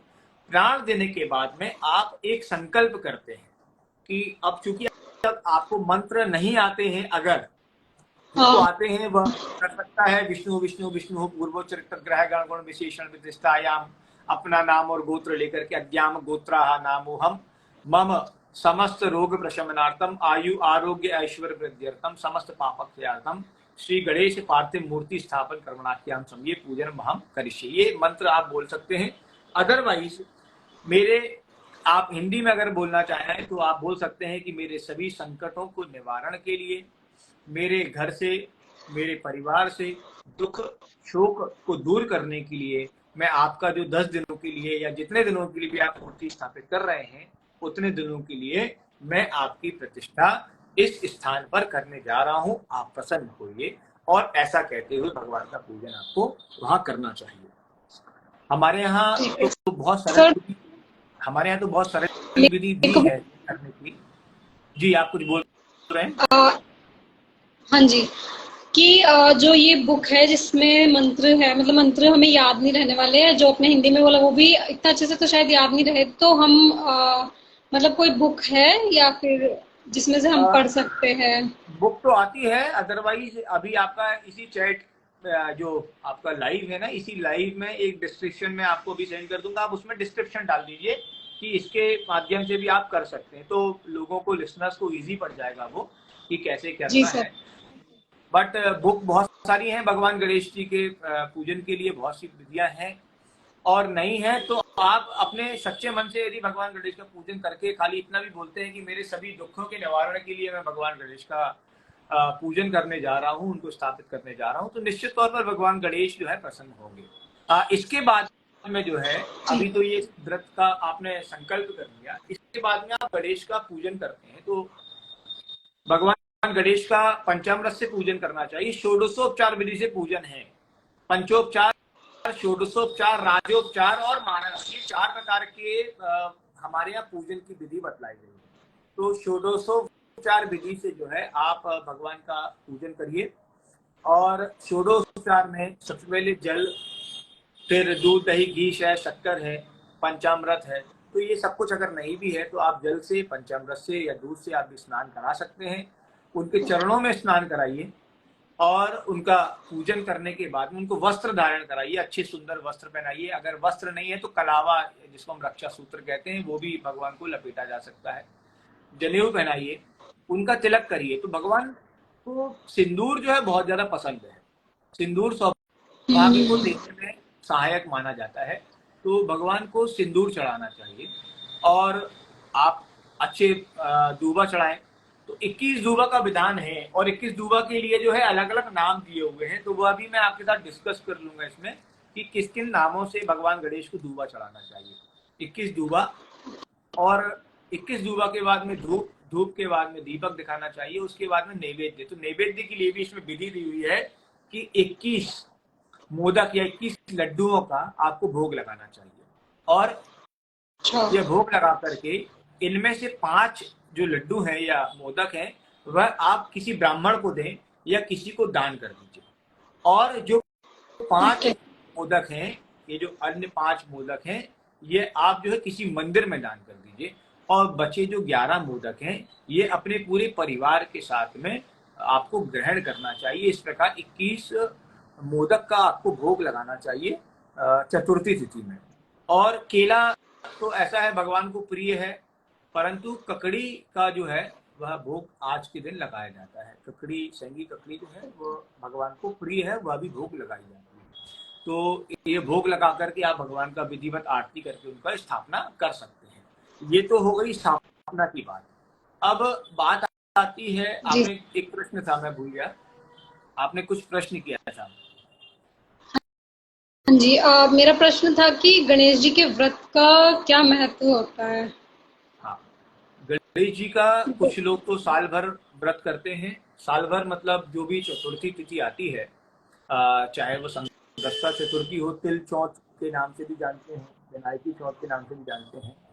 तो गणेश जी की अलग अलग कामनाओं से लोग व्रत करते हैं। कुछ पुत्र की प्राप्ति के लिए करते हैं, कुछ धन की प्राप्ति के लिए कुछ करते हैं, कुछ विद्या की प्राप्ति के लिए करते हैं। अलग अलग अपनी अपनी कामना है, और जो भी आपकी कामना है उसके अनुसार आप व्रत को कर सकते हैं। तो भगवान गणेश का जो व्रत का विधान है, तो ऐसा कहा गया है कि पूजन करने के पश्चात जब आपका पूजन समाप्त हो जाए तो उसके बाद शाम के समय आप हल्का कोई भी भोजन या हल्का कोई भी फलाहार आप भगवान गणेश के निमित्त आप कर सकते हैं। परंतु ये आजकल एक व्रत का चलन बेसिकली चल चुका है, उपवास जो है। मैं थोड़ा इस पर कटाक्ष करना चाहता हूँ कि ये आजकल उपवास का मतलब क्या था, पहले तो ये समझना चाहिए। उपवास का मतलब होता है, उप का मतलब होता है करीब, और वास का मतलब होता है बैठना, राइट। उप का मतलब करीब और वास का मतलब बैठना। परंतु उपवास आजकल हो गया है खाने का ट्रेंड। उपवास का मतलब हो गया है कि क्या बनाया जाएगा, कैसे बनेगा, कौन कौन सी डिश बनेगी। और लोग क्या डाइटिंग के पर्पज से भी आजकल उपवास कुछ करने लगे हैं। बेसिकली उपवास का मतलब होता है करीब बैठना। करीब बैठना तो किसके करीब बैठना, जिनका आप पूजन कर रहे हैं उनके करीब बैठना उपवास होता है। बट आजकल एक ट्रेंड है कि नहीं नहीं उपवास है हमारा, हम साबूदाना खाएंगे, हम खीर खाएंगे, हम ये करेंगे वो करेंगे। तो भगवान गणेश के व्रत में ऐसा कुछ विधान नहीं है। विधान सिर्फ इतना है मात्र कि भगवान गणेश का जितने दिन भी आप स्थापना रखते हैं, जितने दिन भी स्थापित रखते हैं भगवान गणेश को, तो भगवान गणेश के सहस्त्र नाम है, 1000 नाम है, उनसे भगवान गणेश का अर्चन करना चाहिए। अर्चन करने से भगवान गणेश जो है बहुत प्रसन्न होते हैं, और इसीलिए भगवान गणेश के 1000 नामों से उनका पूजन करके अर्चन करें। और शाम के समय जो है आप जो भी अपना हल्का फुल्का भोजन करना चाहते हैं वह करना चाहिए। तो ये अच्छा गणेश जी के व्रत का महत्व था। और मतलब सर मेरे साथ में एक डाउट है, मतलब गणेश चतुर्थी के रिलेटेड तो नहीं है, मेरे को भी एकदम से दिमाग में आया कि जैसे अलग अलग जो वीक के जो डेज होते हैं वो अलग अलग भगवान के लिए मतलब भगवान को रिप्रेजेंट करता है, ऐसा कुछ है। जैसे बुधवार है तो गणेश जी का व्रत करते हैं लोग, सोमवार है तो शिव जी का व्रत करते हैं, मंगलवार है तो हनुमान जी का। तो मतलब ये लॉजिक मुझे थोड़ा सा समझना है, मेरे को इसके बारे में जानना है कि भगवान का डे कैसे डिसाइड होता है वो। देखिए क्या है कि सोमवार जो है, सोम मतलब चंद्रमा से रिलेटेड है, और चंद्रमा भगवान शिव से समर्पित है। मतलब भगवान शिव के सदा सिर पे मस्तक पर चंद्रमा विराजमान रहता है। तो उसको आप ऐसा समझिए कि भगवान शिव के लिए सोमवार का दिन अभी नहीं, ये तो बहुत पहले से ही चला आ रहा है कि ये दिन निर्धारित है। और हनुमान जी महाराज जो है वह मंगलवार को इसलिए उनका पूजन होता है क्योंकि वो सारे मंगल को ही करने वाले हैं। इसलिए उनका मंगल के दिन पूजन होता है। बुद्धि के देवता भगवान गणेश कहे जाते हैं, इसीलिए जो है उनका पूजन बुधवार के दिन होता है। गुरुवार के दिन भगवान विष्णु का पूजन होता है, या आपने देखा होगा केले का भी कुछ लोग पूजन करते हैं व्रत का। जी कुछ लोग गुरुवार का ही व्रत रहते हैं, जी सर। और कुछ जी महिलाएं तो, लड़कियां विशेष तौर पर रहती हैं अच्छे पति की प्राप्ति के लिए गुरुवार का व्रत रहती है, उनकी शादी अच्छी हो जाए। तो उनका हाँ जी। कारण ये है कि जो विवाह में गुरु की बहुत प्रधानता है, हमारे यहाँ गुरु और शुक्र की बहुत ज्यादा प्रधानता है। और जब गुरु अगर अच्छा होगा लड़की का, तो उसका दाम्पत्य जीवन अच्छा होगा, ऐसा माना जाता है। इसीलिए गुरुवार का व्रत लड़कियां जो हैं, कुंवारी कन्याएं, वह रहती हैं, और अगर सुहागनें भी रह रही हैं तो भगवान विष्णु के निमित्त वो व्रत रहती हैं। शुक्रवार को तो पहले देवी का दिन माना जाता है, इसलिए आजकल कुछ, अभी आपने कुछ समय पहले सुना होगा वैभव लक्ष्मी का व्रत, और कुछ लोग श्रीयंत्र का पूजन करते हैं, लक्ष्मी का पूजन करते हैं। तो हाँ जी। शुक्रवार जो है वह, शुक्र जो है वो लक्ष्मी से संबंधी है ग्रह, इसीलिए उसका पूजन लक्ष्मी के स्वरूप में या देवी के स्वरूप में किया जाता है। शनिवार जो है वो शनि महाराज के लिए हो गया, क्योंकि शनि महाराज के लिए भी कोई दिन खाली नहीं था, तो शनिवार का दिन शनि महाराज के लिए हो गया। और रविवार के दिन सूर्य का पूजन होता है, ऐसे क्योंकि रवि पुत्राय कहा जाता है उनको, आदित्य जो है, तो इसीलिए उनका पूजन, भगवान सूर्य का पूजन जो है वह रविवार के दिन होता है। परंतु हमारे यहाँ भैरव का पूजन भी रविवार को होता है। जी सर। जी हमारे अगर भैरव की अगर आपको सिद्धि करनी हो, तो रविवार से अच्छा कोई दिन नहीं होता। अगर कोई 43 रविवार तक कंटिन्यू 43 रविवार अगर भगवान भैरव के दर्शन करता है और उनको प्रणाम करता है, तो निश्चित तौर पर उसके सभी काम पूर्ण होते हैं, ये ऐसा माना जाता है। हाँ, परंतु भगवान भैरव को कोई तेल नहीं चढ़ता। ये लोगों ने आजकल एक ट्रेंड बना के रखा हुआ है भगवान भैरव को तेल चढ़ाने का। तो तेल तो एटलीस्ट भगवान भैरव को नहीं चढ़ता, तो इसलिए ही तेल का थोड़ा सा मुझे डाउट लगता है। अब मैं किसी को समझा तो नहीं सकता, बट कृपया अगर आप लोग समझदार हैं तो भगवान भैरव को तेल ना चढ़ाएं। आपको चढ़ाना है तो जो उनको पसंद है वो चढ़ाइए, तेल मत चढ़ाइए। तेल भगवान को पसंद नहीं है। शनि को तेल चढ़ता है पर भैरव को नहीं चढ़ता। कुछ लोग भैरव और शनि दोनों को एक साथ कंपेयर कर देते हैं, दोनों को एक ही समझ लेते हैं, तो ये गलत है। इसीलिए थोड़ा सा इसका ध्यान रखना चाहिए मेरे हिसाब से। तो ये 7 दिन है, 7 दिनों में इस प्रकार का पूजन हो जाता है। मेरे को एक सब पूछना था कि जैसे किसी का कमेंट में आया था कि मतलब वो पूछ रहे थे कि लव मैरिज होगी या अरेंज मैरिज, तो मैं पूछ रही थी कि आप कुछ अपॉइंटमेंट्स वगैरह करते हो तो हम उन्हें बता सकते हैं आप? हाँ, मैं अपॉइंटमेंट करता हूँ, उसमें मेरे पेज को वो फॉलो कर लें और अपने जो भी क्वेश्चंस हैं वो अपने मैसेज में मुझे भेज दें, तो उसके according date of birth, time और प्लेस के हिसाब से मैं उनका देख करके उनको रिप्लाई करूँगा। जी, मैं उनको इन्फॉर्म कर दूंगी, वो मेरे फॉलोअर्स में ही है, तो मैं उनको बता दूंगी कि आपसे अपॉइंटमेंट ले। ये तो कमेंट मतलब है लाइव में तो सुन ले, तो मैं उनको इन्फॉर्म कर दूंगी, आपका शेयर कर दूंगी। तो मतलब अच्छा, मेरे दूसरा मैं एक चीज और कहना चाहता हूँ कि भगवान गणेश के अलग अलग मंत्र हैं, ठीक है? तो हमारे यहाँ अष्ट गणेश, द्वादश गणेश अलग अलग स्वरूपों में माना जाता है। तो हमारे यहाँ ऐसा कहा गया है कि एक दंतम चतुर्हस्तम पाशाम कुशधारणम रथम च वरदम हस्ते बिभ्राणम मूषकध्वजम रक्तम लंबोदरम शूर्पकर्णिकम रक्तवासलम रक्त गंधानुलिप्तांगम रक्त पुष्पे सुपूजितम। भगवान गणेश को क्या क्या प्रिय है यह इस श्लोकों में आता है। तो यदि आप लोग भी थोड़ा थोड़ा सा कोशिश करें कि ये जो है कैसे समझें हम भगवान गणेश को, क्योंकि भगवान गणेश आजकल इतने ज्यादा इको फ्रेंडली हो गए हैं कि वो किसी भी स्वरूप में, देखिए, एक तो नाराज नहीं होते, वो गुस्सा कभी करते नहीं है, लोगों की सदा हेल्प करते हैं। तो लोग मिसयूज कर रहे हैं भगवान गणेश का, वो कुछ भी स्वरूप बनाते हैं, कभी ढोलक पकड़ा देते हैं, कभी पेन पकड़ा देते हैं, कभी सोचने की मुद्रा में कर देते हैं। मतलब एक वो इंसान नहीं, कोई गणेश प्रसाद नहीं है, आप समझे, है ना? भगवान गणेश है, तो उनका जो एक स्वरूप है वो स्वरूप की मर्यादा को बने रहने दें। लोग कुछ भी करते हैं आजकल भगवान गणेश के साथ में। इवन मैंने अभी एक जगह देखा था, तो भगवान गणेश के ऊपर उन्होंने फ्लावर पॉट बनाया हुआ था, मतलब भगवान गणेश लेटे हुए हैं और उनके बैक में जो है वो फ्लावर पॉट है, उसके ऊपर बकायदा उनके जेट प्लांट लगे हुए थे। तो मैंने उनसे बल्कि पूछा भी था कि ये क्या है ये, मतलब, तो उन्होंने कहा कि ये क्रिएटिव गणेश हैं और जो है इनको हम ऐसे ही पूछते हैं।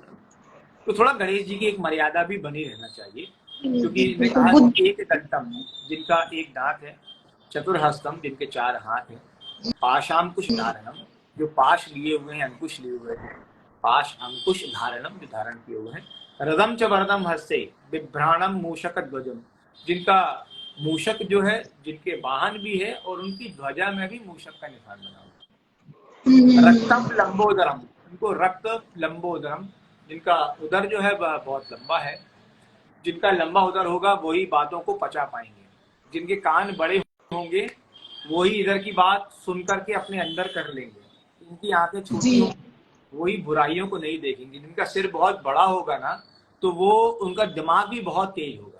तो ये जी भगवान गणेश की क्वालिटीज हैं, इन क्वालिटीज को हमको अडॉप्ट करना चाहिए, बट हम उनका मिसयूज कर रहे हैं आज के समय पर, तो थोड़ा इसका भी हमको ध्यान रखना चाहिए। जी सर जी। ये बहुत मतलब सेंसिटिव मतलब आपने बात हाँ, कही कि मतलब मेरे को कि हम सनातन धर्म में अक्सर चीजों में फ्लेक्सिबिलिटी बहुत ज्यादा है, लोगों को बोलने की आजादी है, लोग कुछ भी अपने मन से कर सकते हैं, बट इतना भी जी मन सर। से ना कर दें कि भगवान गणेश को गणेश प्रसाद बना दें। ओके। सर मेरे को एक और डाउट आया अभी जैसे मैंने सुना था कि गणेश जी को हमें किसी को गिफ्ट में नहीं देना चाहिए, ये सच है? नहीं, ऐसा नहीं है, गणेश जी को गिफ्ट में दे सकते हैं, बिल्कुल दे सकते हैं, कोई उसमें दिक्कत नहीं है। और पर कुछ लोग जो है वह एक चित्र के रूप में गणेश जी को दे देते हैं, तो चित्र गणेश जी का जो है ज्यादा नहीं देना चाहिए। एक अच्छा सुंदर मूर्ति अगर आप दे सकते हैं तो एक मूर्ति आपको गिफ्ट कर सकते हैं, बट ये आपको नहीं करना चाहिए कि आप जो है वह एक फोटो फ्रेम बना करके उनको हम दे दें, ये नहीं करना चाहिए। जी जी। गणेश जी दूसरा, की मूर्ति। एक एक मेरा एक डाउट और मैं आपको क्लियर कर देता हूँ कि लोग कहते हैं कि अनंत चतुर्दशी जब आती है तो लोग कहते हैं कि पंचक लग रही है। आपने अक्सर सुना होगा कि पंचक लग रही है, गणेश जी का पूजन विसर्जन कब करना है, ठीक। आपने अक्सर सुना होगा कि ये पंचक का बहुत ज्यादा मसला फंसता है भगवान गणेश जी की विसर्जन के समय। अच्छा, अनंत जी चतुर्दशी जो है भगवान गणेश के विसर्जन की तिथि बतलाई गई है। वो इसलिए बतलाई गई है क्योंकि 10 दिन बैठने के बाद में भगवान गणेश जो है वह मूर्ति, गणेश जी नहीं, मूर्ति का विसर्जन होता है, गणेश जी का विसर्जन नहीं होता। क्योंकि पहले मैंने आपको बताया था कि भगवान गणेश, माता लक्ष्मी और कुबेर, इन तीनों का विसर्जन कोई करना नहीं चाहता और ना ही होता है। बट अब जी एक प्रश्न आता है कि लोग उसके बाद भी परेशान होते हैं और कहते हैं कि पंचक लग रहे हैं, मैं अपनी मूर्ति को हिला दूं क्या? तो मेरा एक सीधा सीधा सा सवाल है आप सभी से कि भगवान गणेश की मूर्ति का विसर्जन से पंचक का क्या लेना देना है, और क्या गणेश प्रसाद मर रहे हैं? देखिए, पंचक का जो लेना देना है वह किसी की मृत्यु से है। जब किसी इंसान की मृत्यु होती है तब उसको पंचक लगते हैं। किसी भी देवता के ऊपर पंचक नहीं लगते और ना ही लग सकते हैं, क्योंकि देवता पंचक से बहुत ऊपर है, देवता ग्रहों से बहुत ऊपर है। क्योंकि देवता ओके। की अगर ग्रहों का आपके साथ में कोई प्रॉब्लम चल रहा है और अगर भगवान का अनुग्रह आ जाएगा ना तो ग्रह भी आपको कुछ नहीं बिगाड़ सकते। तो ग्रहों से जी बड़ा होता है अनुग्रह, ठीक है। तो ओके। भगवान की कृपा ही बहुत होती है। बट लोग कहते हैं कि पंचक आ गया, अब मैं गणेश जी को हिला दूं। क्यों हिला दूं भाई? गणेश जी हैं कि गणेश प्रसाद है, वो गणेश जी कुमार है, वो भगवान हाँ जी। गणेश है, उनको हिलाने की आवश्यकता नहीं है। ये बहुत सारा एक कंफ्यूजन होता है, ये भी आप थोड़ा सा लोगों को अगर अपने माध्यम से, आप अपने चैनल के माध्यम से अगर समझा सके तो समझाइए कि जी भगवान गणेश हैं, उनका विसर्जन का और पंचक का किसी भी प्रकार से कोई लेना देना नहीं है, दूर दूर तक नहीं है। इसलिए विसर्जन जो है वो इत्मीनान से चतुर्दशी के दिन करें। गणेश जी का जो उत्सव है वह बाल गंगाधर तिलक जी ने किया था स्टार्ट, और यह स्टार्ट इसलिए हुआ था क्योंकि हमारे यहाँ उस समय आज़ादी की लड़ाई का बहुत ज़्यादा एक मोशन उस समय चल रहा था, और अंग्रेजों ने हम मतलब हिंदुस्तान में लोगों को मिलने जुलने से बंद कर दिया था। तो तब बाल गंगाधर तिलक जी ने एक गणेश जी का एक पंडाल बना करके, जहां रात को उनकी मीटिंग हुआ करती थी आजादी को लेकर के, उस आंदोलन को लेकर की मीटिंग हुआ करती थी। यह गणेश उत्सव तब से स्टार्ट हुआ है और आज भी निरंतर चल रहा है। परंतु वहां तब भी चतुर्दशी के दिन ही भगवान गणेश का मूर्ति का विसर्जन होता था और आज भी चतुर्दशी के दिन ही होता है। बट कुछ लोग जो है वह अपनी बुद्धि के अनुसार ऐसा मान लेते हैं कि पंचक लग रहे हैं इसलिए भगवान गणेश जी को पहले ही हम हिला देते हैं, पहले उनका हवन कर देते हैं और उसके बाद में वो जो है उनको हम अगले दिन विसर्जन कर देंगे। ऐसा नहीं होता है। भगवान गणेश है, गणेश भगवान ही रहने दीजिए, उनको इंसान मत समझिए। उनको ना पंचक लगता है ना कोई प्रॉब्लम होती है। आप चतुर्दशी के दिन ही उनको पूजन करें, चतुर्दशी के दिन ही उनका जो विसर्जन करना चाहिए। अब अनंत चतुर्दशी जो तिथि होती है वह भगवान अनंत के रूप में होती है। आपके यहाँ चलता है या नहीं चलता मुझे पता नहीं, बट हमारे यहाँ अनंत का धागा चलता है, इसमें 14 गांठ होती है। मेरे हाथ में भी अगर आप देखेंगे ये अनंत का धागा है, इसको अनंत का धागा कहते हैं। तो ये जो है हम साल भर इसको बांध करके रखते हैं और अनंत चतुर्दशी के दिन हम इसको वापस से चेंज करके नेक्स्ट जो नया है वो यूज करते हैं और इसको भगवान गणेश के साथ में ही विसर्जन कर देते हैं। तो इसको 14 जो गांठें हैं वो 14 कामनाओं की गांठें हैं। मतलब 14 प्रकार के समुद्र मंथन की कथा सुनी होगी आपने शायद। तो समुद्र मंथन में कितने रत्न निकले थे? समुद्र मंथन में 14 रत्न निकले थे। निकलने को तो बहुत सारे निकल सकते थे पर 14 निकले थे। तो उन 14 रत्न जो है उसी प्रकार इस 14 गांठों का भी एक कनेक्शन है। ये कभी हम इसको बाद में डिस्कस करेंगे।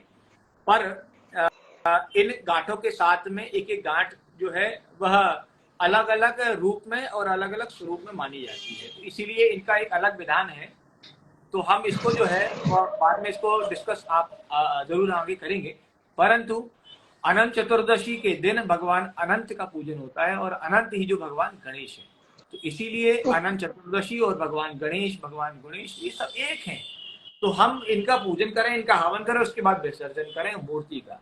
तो ये बहुत अच्छा होगा। इसका पंचक का कोई लेन देना नहीं होगा। ठीक है, तब मैं ये वीडियो ही शेयर कर दूंगी। मतलब इसमें आपने बहुत अच्छे से एक्सप्लेन किया है। मुझे भी नहीं पता था ये वाला, और मैं शेयर कर दूंगी आपसे। मैं एक चीज और आपको कहना चाहता हूँ कि जो गणेश चतुर्थी की तिथि होती है इस समय चंद्र दर्शन निषेध है। ऐसा आपने सुना होगा। मतलब चंद्रमा के दर्शन नहीं करने चाहिए। हाँ जी सर, हाँ जी हाँ। इसके पीछे भी एक कहानी है। ये कहानी ऐसी है कि चंद्र दर्शन इसलिए देखिएगा, आप कभी कैलेंडर में या पंचांग जब भी आप पढ़ेंगे तो उसमें लिखा होता है चंद्र दर्शन का समय कितने बजे है। चंद्र दर्शन, चंद्र उदय इतने बजे से इतने बजे तक होगा। मतलब इस टाइम पीरियड में एटलीस्ट आपको चंद्रमा के दर्शन नहीं करने हैं। बट गणेश चतुर्थी में चंद्रमा के दर्शन ही नहीं किए जाते हैं। अगर आप करवा चौथ जो है वह भी चतुर्थी तिथि में होती है। करवा चौथ होता है वह भी चतुर्थी तिथि में ही होता है। वह भी गणेश शुक्ल पक्ष में ही होता है। वह भी गणेश जी के पूजन का ही एक विधान है। परंतु उसमें चंद्रमा के दर्शन किए जाते हैं और उसमें लिखा होता है कि चंद्रमा का उदय इतने बजे होगा। बट आज मतलब जो गणेश चतुर्थी होती है इसमें तो चंद्र दर्शन ही निषेध है पूरी तरीके से। चंद्रमा के दर्शन ही नहीं। तो आपने एक स्टोरी सुनी होगी समयंतक मणि के बारे में। समयंतक मणि जिसके चोरी का इल्जाम भगवान श्री कृष्ण पर लगा था। और हाँ, तो समयंतक मणि की जो कहानी है वह आपने, चूंकि आप उससे जानकार हैं, तो समयंतक की चोरी का इल्जाम जो है भगवान कृष्ण पर लगा था। इसीलिए तब से ही जो है चंद्र दर्शन निषेध है चतुर्थी के दिन। तो ऐसा कहा जाता है कि जो भी आज के दिन चंद्रमा के दर्शन करता है उस पर कुछ ना कुछ कलंक लगता है या कोई इल्जाम लगता है। इसलिए चंद्र दर्शन नहीं किए जाते हैं आज के दिन। तो मतलब हमें फॉलो करना चाहिए कि चंद्रमा के दर्शन नहीं करने चाहिए। मतलब हम नहीं करते हैं, हमारे भी कहते हैं घर पे। हाँ, कि चाहे झूठा ही कलंक लगे पर लगेगा। हाँ, ये होता है, इस पर कलंक लगता है और इसके कुछ प्रूफ्स भी है। इसमें एक जामवंत की कहानी भी इसमें आती है। त्रेता युग की है वो। अच्छा। वह मुझे बहुत अच्छे से याद नहीं है वो पूरी, बट मैंने सुना है उसके बारे में। तो उनका भी इस पे था कि समयंतक मणि का, अब आप बोलेंगे समयंतक का जो किस्सा है वो तो द्वापर का है। तो देखिए युग जो है वो बहुत से आ गए और चले गए, सतयुग, फिर त्रेता, फिर द्वापर, कलयुग, ये पहली बार नहीं हो रहा है, ये बहुत से युग जो है आकर के जा चुके हैं, तो रिपीटेशन है, इसलिए त्रेता में ये चीज हो चुकी है, तो द्वापर में वो पुनः हुई है तो कोई दिक्कत नहीं होती। तो जामन की भी एक ऐसी स्टोरी है इसमें कि उनका भी एक कलंक की स्थितियां आती हैं, इसलिए समयंतक मणि के कारण जो है वह चतुर्थी तिथि में चंद्र दर्शन निषेध है। अच्छा। जी। और अगर आप में से किसी जो भी व्यूअर्स हैं उनमें से अगर किसी के सवाल हो तो आप वो भी ले सकते हैं। सवाल तो अभी तो मतलब पहले जरूर आए थे एक दो सवाल, वो हो गए। एक तो मैंने देख लिया था, वो तो मैं आप उनको मैं बता दूंगी, या तो वो है तो वो वापस पूछ सकते हैं, नहीं वो आपको फॉलो करके आपसे अपॉइंटमेंट वगैरह का जो भी होता है वो समझ सकते हैं। और मेरे तो सवाल तो खत्म होते हैं, मतलब अभी तो कोई डाउट नहीं है, लेकिन बहुत कुछ जाना है सर, बहुत कुछ सीखा है कि सबसे पहला तो वो मतलब ये आपने बताया था बुद्धि वाला, बुद्धि के देवता माना जाता है। जी। ये किसी ने हाँ मुझे कि त्रेता युग में श्री राम ने जन्म लिया, इससे त्रेता पहले युग श्री में राम श्री के भगवान। राम ने जन्म लिया, उससे पहले भी श्री राम भगवान के नाम का उच्चारण करते थे लोग। जी हाँ, बिल्कुल करते थे। आपने सुना होगा कि भगवान शिव जो है वह सदा श्री राम के ध्यान में लीन होते हैं, आपने ऐसा सुना भी होगा। अच्छा। और भगवान जब रामेश्वरम भगवान की स्थापना की तो रामस्य ईश्वरः, तो भगवान राम के जो ईश्वर हैं वह रामेश्वरम है, और भगवान शिव यहाँ कहते हैं राम के जो जो जो मेरे ईश हैं वो राम है, मतलब रामेश्वरम का नाम ही इसी प्रकार पड़ता है। तो देखिए मैंने अभी आपसे कहा था कि बहुत सारे युग बार बार रिपीटेशन हो चुके हैं, ये हमने ऐसा सुना है कि सतयुग, त्रेता, द्वापर और कलयुग, बट ये ऐसे कितने बार रिपीट हो चुके हैं, इसलिए वो हर बार प्रभु श्री राम का नाम जो है वो सदा होता है। और श्री राम का नाम जो है वो राम नाम ही अकेला पूर्ण है, र आ और माँ ये अकेला ही नाम पूर्ण है, उसमें श्री ना भी लगे ना तो कोई दिक्कत नहीं है, राम राम भी कुछ लोग बोलते हैं, तो राम अकेला हाँ नाम जी। पूर्ण माना जाता है, इसीलिए त्रेता के पहले भी सतयुग में भी उनका था। अच्छा, इसका एक और उदाहरण मैं आपको दे सकता हूँ कैसे था। तो जब भगवान श्री राम साकेत अपने धाम को वापस लौटने लगे तब उन्होंने हनुमान जी से कहा कि हनुमान जी आप मेरे साथ चलिए। तो हनुमान जी ने कहा कि मैं आपके साथ जाके क्या करूंगा। तब उन्होंने कहा कि तुम मेरे साथ चलो, यहाँ हमारा काम था पूरा हो गया, हमने सब कुछ कर लिया, अब हमारे को जाने का समय आ गया। तो उन्होंने कहा कि आप ये बताइए कि वहां होगा क्या। तो वहां राम जी ने कहा वहां होगा क्या, वहां तो मैं रहूंगा, सीता रहेंगी, लक्ष्मण जी रहेंगे, नहीं वहां आपका नाम लिया जाएगा कि नहीं लिया जाएगा। तो उन्होंने कहा वहां तो मैं खुद रहूंगा, मेरा नाम क्यों लिया जाएगा। तो हनुमान जी ने कहा कि प्रभु मुझे क्षमा करो, जहां आपका नाम रहेगा, जहां आपका भजन होगा, जहां आपका गुणगान होगा, मैं वहां पर निवास करूंगा, मेरा जब समय आएगा तो मैं आ जाऊंगा। वैसे सप्त चिरंजीवी में हनुमान जी का नाम आता है, सप्त चिरंजीवी के बारे में भी आपने सुना होगा, इसके बारे में कभी हम और इस पर डिस्कस कर लेंगे। बट जब राम जी का जाने का समय आया तो हनुमान जी ने कहा मैं आपको जाने नहीं दूंगा। तो राम जी ये जानते थे कि ये मुझे जाने तो नहीं देगा। तब राम जी ने अपने हाथ से एक अंगूठी उतारी और उस अंगूठी को जो है उन्होंने नीचे छोड़ दिया, और हनुमान जी को कहा कि इस अंगूठी को लेकर के आओ वापस। जब हनुमान जी उस अंगूठी को लेने के लिए पहुंचे तो वो पाताल लोक में जा चुकी थी। पाताल लोक जब हनुमान जी पहुंचे तो उन्होंने देखा कि वहां अंगूठी वैसी की वैसी कई हजारों अंगूठियां पड़ी हुई हैं, कई हजारों, एक दो नहीं कई हजारों अंगूठियां पड़ी हुई हैं। और जो इस बार की अंगूठी है वह हनुमान जी ने उठाई और वापस आए, तब राम जी जो है अपने साकेत को जा चुके थे। इससे पता चलता है कि कितने सहस्त्रों बार, कितने हजारों बार प्रभु ने जन्म लिया है, अपना काम किया है, उसके बाद अपने लोक साकेत को वापस चले गए हैं। ऐसे ही प्रभु श्री कृष्ण ने भी अपना काम किया द्वापर में, अपना काम किया, अपने आप को जो है अपने धाम को पहुंचा दिया। तो ये इस प्रकार का क्रम कई हजारों बार हो चुका है। अब चूंकि हनुमान जी महाराज तो चिरंजीवी हैं, उनको तो सदा सदा के लिए रहना है, इस पृथ्वी में भी है, हमारे और आपके बीच में भी हो सकते हैं, तो ये तो जी सर। रहेंगे रहेंगे। बट राम जी जो है वह कईयों बार आ चुके हैं, कईयों बार जा चुके हैं, इसलिए उनका नाम सदा सदा के लिए रहेगा। ये आपका कट्टर हिंदू कपिल बाबा जी आपके सवाल का शायद जवाब हो सकता है, अगर मैं गलत नहीं हूँ। हाँ, उन्होंने कहा ये कहानी मैंने भी सुनी है, अंगूठी वाली कहानी। और मतलब जैसे हनुमान जी अभी भी है, ये भी मैंने सुना है। तो सप्त मतलब मेरे चिरंजीवी जो है अश्वत्थामा, जी जी ये सप्त चिरंजीवी में है। इनको बस जो है वो श्राप मिला है, बाकी सभी को आशीर्वाद के स्वरूप में है। परशुराम है, उसके बाद आपके विभीषण हैं, राजा बलि हैं, है ना। ऐसे बहुत सारे लोग हैं जो सप्त चिरंजीवी में आते हैं। इनका डिस्कशन हम कभी और भी कर सकते हैं, क्योंकि सप्त चिरंजीवी पर एक अलग ही लेवल की बात होगी, क्योंकि सप्त चिरंजीवी और एवेंजर्स, आपने मूवीज देखी होंगी एवेंजर्स, सारे पार्ट देखे होंगे शायद, या जितने इसके जितने भी सुपर हीरोज हैं उनको आपने देखा होगा।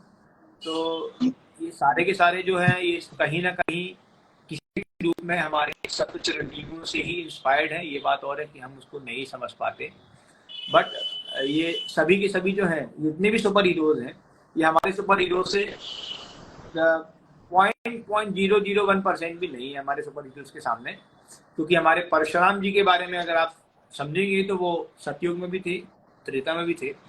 त्रेता में भगवान श्री राम और परशुराम का संवाद है, उसके बाद में द्वापर में महाभारत, द्वापर में भीष्म पितामह के गुरु हैं वो, उनको लड़ना सिखाया उन्होंने।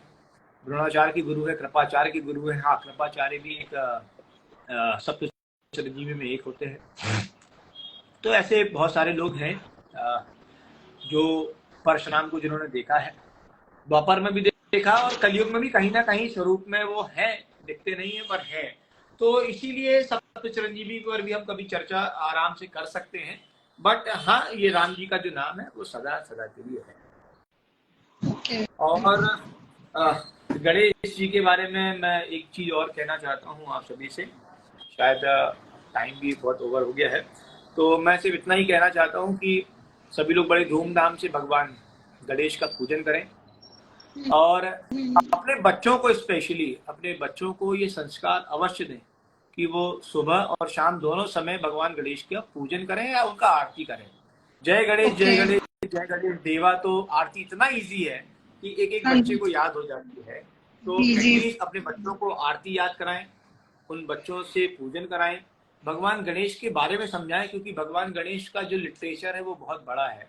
उनकी अगर आप एक सूंड के बारे में भी अगर बात करेंगे ना, तो उस पर भी आप बहुत कुछ पढ़ सकते हैं। अच्छी अच्छी चीजें हैं पढ़ने के लिए आज के समय में, यूट्यूब है, उसके माध्यम से भी आप देख सकते हैं। तो बच्चों को ये संस्कार दें कि आप गणेश जी के बारे में जाने, प्रभु श्री राम के बारे में जाने, लक्ष्मण जी के बारे में जाने, आप माता सीता के बारे में जाने, कृष्ण जी के बारे में जाने, सभी देवताओं के बारे में थोड़ा थोड़ा सा आप अगर अपने बच्चों को कुछ ना कुछ डेली, अगर आप मोबाइल को छोड़ करके अगर आप कुछ बताना चालू करेंगे, तो शायद उन बच्चों का ब्रेन डेवलप होगा और फर्टिलिटी बढ़ेगी उनके ब्रेन की, जिससे वो आगे और भी अच्छा कर पाएंगे, मेरा ऐसा मानना है। और आप सभी को आगामी भगवान गणेश के पूजन का 10 दिवसीय, जो इस बार एकादशीय होने जा रहा है, उसकी बहुत बहुत शुभकामनाएं। और जो माता पार्वती और भगवान शिव के अटूट अटूट प्रेम का जो पर्व है, जिसे महापर्व महाव्रत के नाम से जाना जाता है, वह है हरितालिका तीज, जो 18 तारीख को रहेगी। तीज भी जो है वह हरितालिका कैसे नाम पड़ा, शायद आप ये जानते होंगे कि कैसे नाम हरितालिका पड़ता है। तो बेसिकली ऐसा है कि हरितालिका मतलब जब हरित, इसको आप हरित कर लें, हरित का मतलब होता है किसी को हरण करना या अपहरण करना। तो हरितालिका, जब उनका अपहरण किया गया, किसका, माता पार्वती का, किसके द्वारा किया गया, उनकी सखी के द्वारा किया गया। तो बेसिकली कहानी ऐसी है कि माता पार्वती बचपन से ही जो है भगवान शिव को प्रसन्न करनी चाहती थी, और छोटी सी अवस्था में, लिखा है पुस्तकों में, 6 साल की अवस्था में उन्होंने तप करना प्रारंभ कर दिया था। 64 वर्षों तक उन्होंने तप किया था, और तब प्रसन्न होकर के भगवान शिव ने आकर के उनको अपनी पत्नी होने का आश्वासन दिया था कि आपको मैं अपने पति के रूप में मिलूंगा। और उनके जो पिता थे हिमराज, हिमपान, तो उन्होंने माता पार्वती का जो विवाह है वह भगवान विष्णु के साथ तय किया। माता पार्वती जो है वह चाहती नहीं थी ऐसा कि उनका विवाह भगवान विष्णु के साथ हो, तो वह अपनी सखी के यहाँ चली गई, वो विलाप करती रही, रोती रही। तब उनकी जो सखी थी, सखी के द्वारा हरण कर लेने के कारण इसका जो नाम है वह हरतालिका पड़ता है, क्योंकि उनके द्वारा जो है हरण कर लिया गया था, इसलिए इसका नाम हरतालिका पड़ता है। तो सखी ने कहा कि आप मेरे साथ चलो और मैं आपको ऐसी जगह लेके जाऊंगी जहां आपके पिता भी आपको ढूंढ नहीं पाएंगे। तब माता पार्वती जो है गुफा में गई, और उस दिन भाद्रपद शुक्ल पक्ष की तृतीया तिथि थी। उन्होंने वहां पर एक बालू का शिवलिंग बनाया, और शिवलिंग बना करके उसका पूजन प्रारंभ किया, और वो कंटिन्यू 24 घंटे पूजन करती रही। तब भगवान प्रसन्न होकर के आए थे उनके पास में, और उनको आशीर्वाद दे दिया था उन्होंने कि आप मेरी पत्नी हो, आज से ही आप मेरी पत्नी हो। हाँ, ये बात और है कि कुछ लोग कहते हैं कि आज जो है भगवान शिव और माता पार्वती का विवाह हुआ, ऐसा नहीं है। माता पार्वती और भगवान शिव का जो विवाह है वो महाशिवरात्रि के दिन हुआ था। माता पार्वती ने आज तप किया था, बहुत कठोर तप किया था, और उस कठोर तप के कारण प्रभु उनको मिले थे, इसीलिए ये विशेष है हरतालिका। भाद्रपद शुक्ल तृतीया तिथि हस्त नक्षत्र युक्त थी उस दिन, इसलिए यह विशेष है। अदरवाइज विवाह जो है वह तो महाशिवरात्रि में होता है। तो ये है इस व्रत के बारे में जानकारी। महिलाएं जो है अपने परिवार की, अपने पति के सौभाग्य के लिए, उनकी लंबी आयु के लिए सब व्रत करती हैं। और कुंवारी कन्याएं जो है यह अपने अच्छे पति की प्राप्ति के लिए करती हैं। तो अलग अलग धारणाएं हैं। कुछ लोग तीजा का व्रत करते हैं, कुछ लोग नहीं करते हैं, कुछ लोग करवा चौथ का करते हैं। तो जैसा भी है, बट वो अपने परिवार की सुख समृद्धि के लिए ही करते हैं। तो ये करना चाहिए व्रत। और गणेश चौथ की और हरतालिका की आपको बहुत बहुत शुभकामनाएं। सर आपको भी बहुत बहुत शुभकामनाएं, और again thank you so much, आपने मेरा इनविटेशन एक्सेप्ट किया। मेरे को बहुत कुछ जानने को मिला, बहुत मेरे डाउट्स क्लियर हुए, और गणेश जी मतलब रिद्धि सिद्धि का और उनका जो कनेक्शन है वो मेरे को समझ में आया। और भी मेरे डाउट्स आएंगे तो मैं जरूर आपको कमेंट भी कर दूंगी, आपके पोस्ट पे देखती हूँ मैं पोस्ट, और मैसेज कर दूंगी। और किसी के भी कोई क्वेश्चंस है तो मतलब सर अभी शायद आपको लेट हो रहा हो, लेट नहीं हो रहा हो तो कोई मुझे कह रहा है कि मेरे को ऐड किए, मेरा एक क्वेश्चन है, यदि आपको लेट ना हो, कोई इशू ना हो तो। आपकी आवाज थोड़ा सा वॉइस क्लियर नहीं थी, मैं समझ नहीं पा रहा हूँ। मतलब यदि आपको लेट नहीं हो रहा है तो किसी का क्वेश्चन है, मतलब कोई किसी का एक क्वेश्चन है जो वो कह रहे हैं कि मेरे को ऐड करके जी जानना जी, है, तो बताइए यदि ना, आपको प्लीज इशू। Please please. हाँ, ऐड कर लीजिए उनको। जी उनका करते एक मिनट सब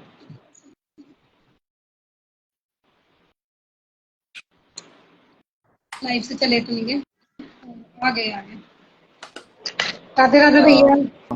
राधा, जय श्री राम बहन, राधे राधे। गुरु जी को प्रणाम। नमस्कार देखिए, नमस्कार।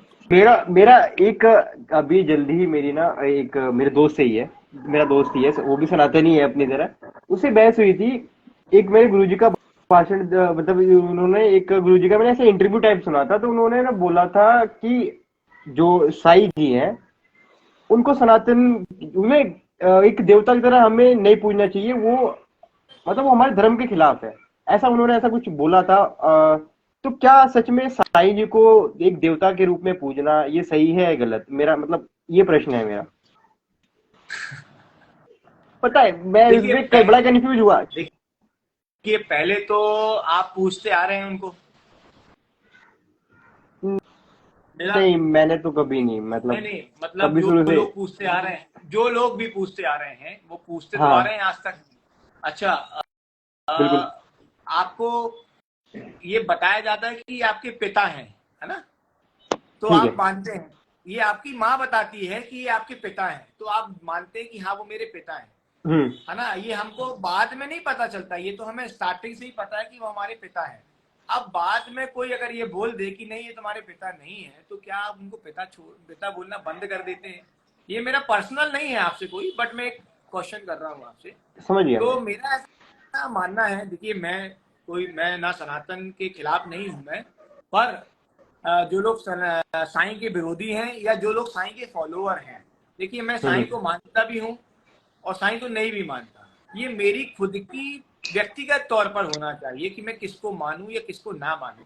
मैं किसी के ऊपर थोपूं कि आप इसको मानिए और इसको ना मानिए, ये गलत है। आप नॉनवेज नहीं खाते हैं, मैं आपको बोलूं कि आप नॉनवेज खाइए, तो आप क्या खाएंगे? नहीं खाएंगे।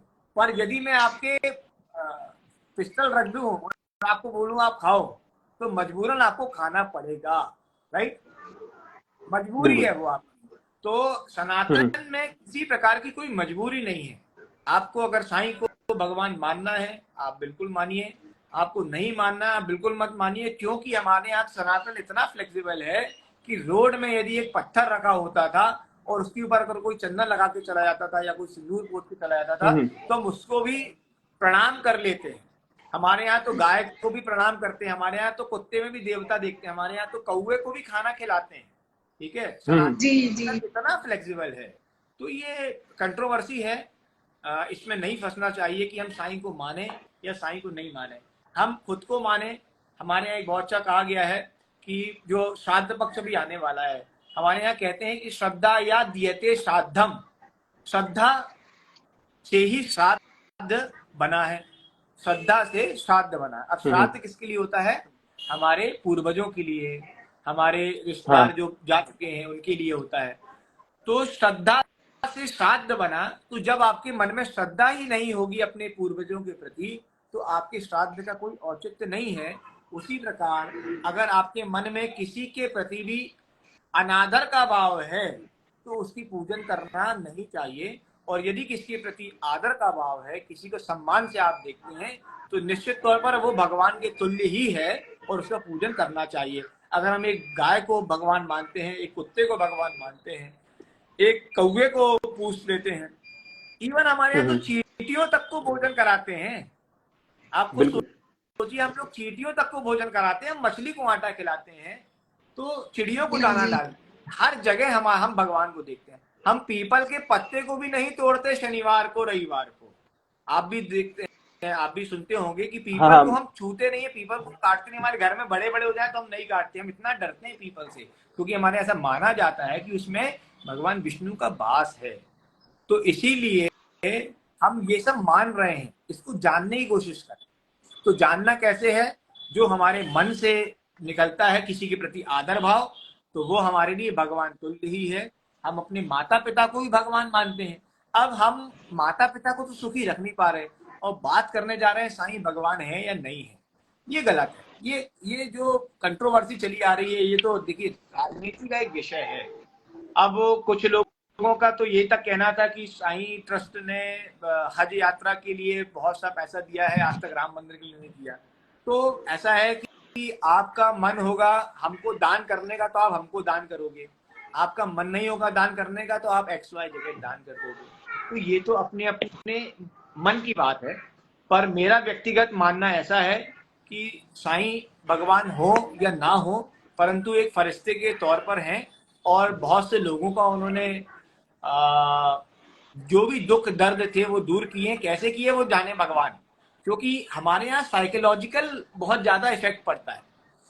अगर आपको ठीक होना है, सपोज करिए आप 1 महीने से बीमार हैं, आप 4 डॉक्टरों को दिखा चुके हैं, और अगर आपको ठीक होना है, किस्मत आपकी अच्छी है कि 32वें दिन आपको ठीक होना है और 28वें या 29वें दिन आप डॉक्टर के पास गए और डॉक्टर ने आपको दवाई दी और उस दवाई से आप ठीक हो गए, तो आप बोलोगे यार ये डॉक्टर बहुत अच्छा है, इसकी दवाई लगी। वो 4 डॉक्टर बेकार थे, उनकी दवाई नहीं लगी मेरे को। आप आखिरी जो डॉक्टर होगा जिसके पास आप गए थे वो अच्छा लगने लगेगा आपको। उसी प्रकार साईं के पास जो गए और जो ठीक हो गए तो उनको साईं अच्छा लगने लगा, ठीक है। कोई हाजी अली चला जाता है कि भैया मेरा काम वहां से हो गया।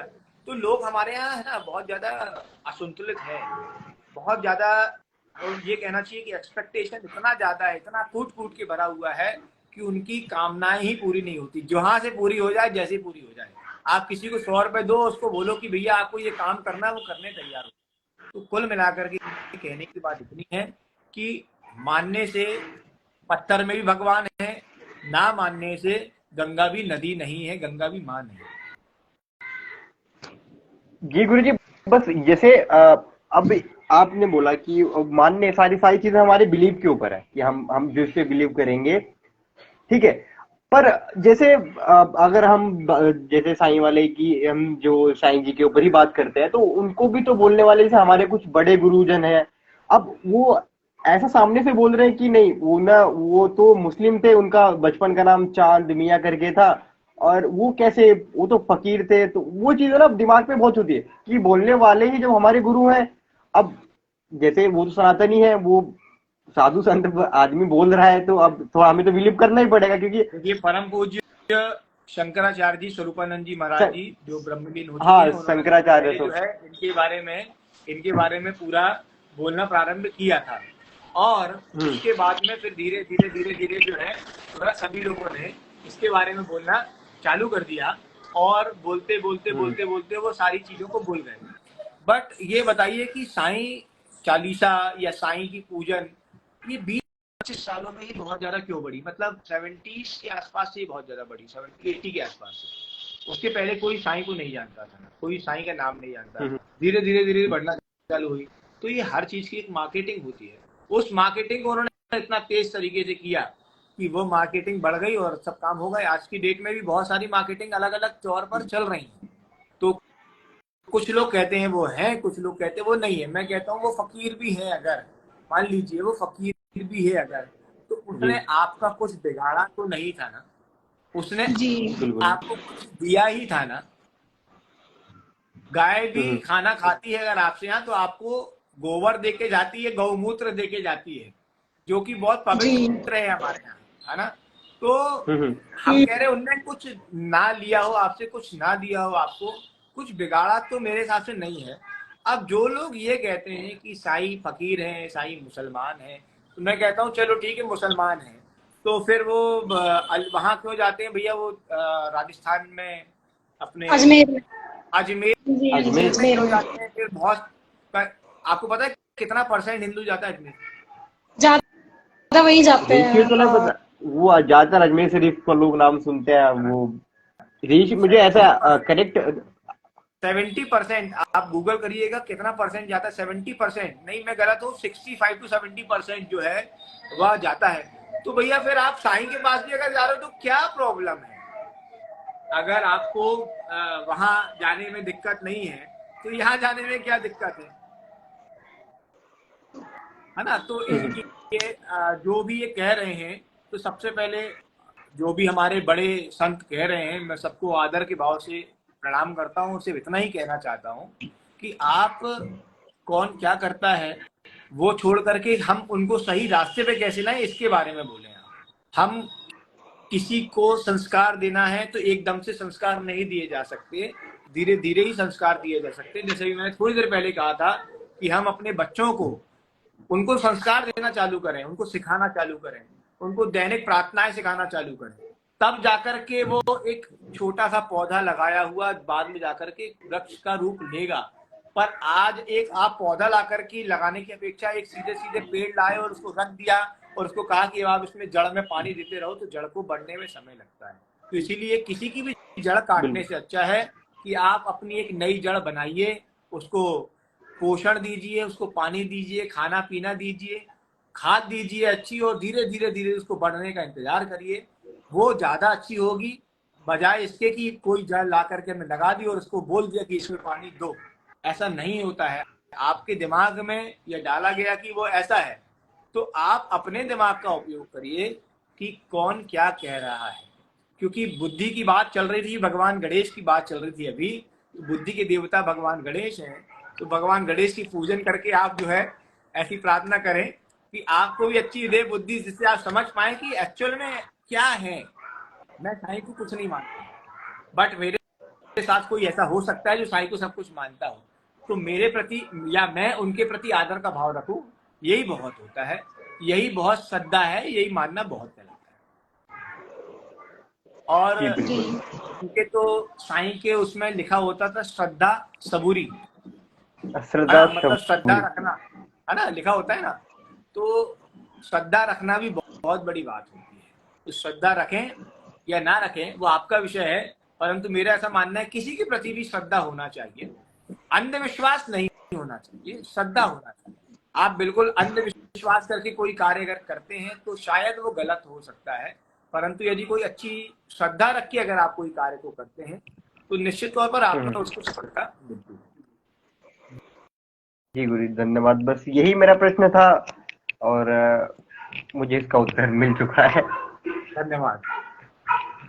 जी तो थैंक आप यू सभी को लाइव मैं मेरे विदा लेना चाहता हूँ। बहुत बहुत धन्यवाद प्रेरणा जी आपका, आपने बहुत अच्छी प्रेरणा दी एक, और लोगों के लिए भी आप प्रेरणा बनी कि उनको भगवान गणेश के बारे में जानने का मौका मिला, आप सभी लोगों को, और मुझे भी बहुत कुछ सीखने का मौका मिला आज। बहुत बहुत धन्यवाद आप सभी का।